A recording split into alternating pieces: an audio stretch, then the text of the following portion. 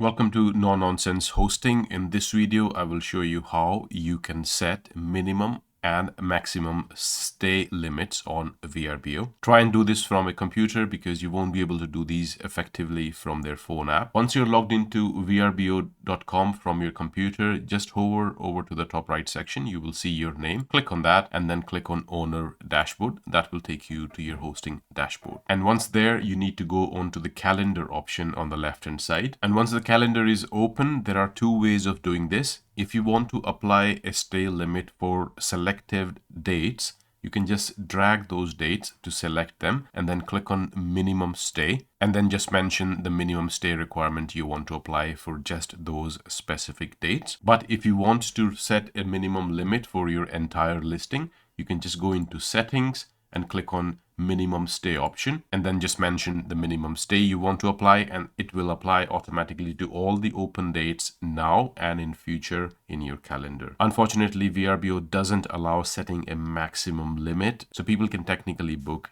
all the dates in your calendar no matter how long their stay is. Unfortunately, this is a VRBO decision. They don't allow a maximum stay, but you can still apply a minimum stay limit on your listing like this. I hope you find this video useful. Please do like and subscribe to my channel and leave me a comment in the comments below if you would like me to make a video about something which is troubling you. Have a wonderful day wherever you are. Until next time, bye-bye.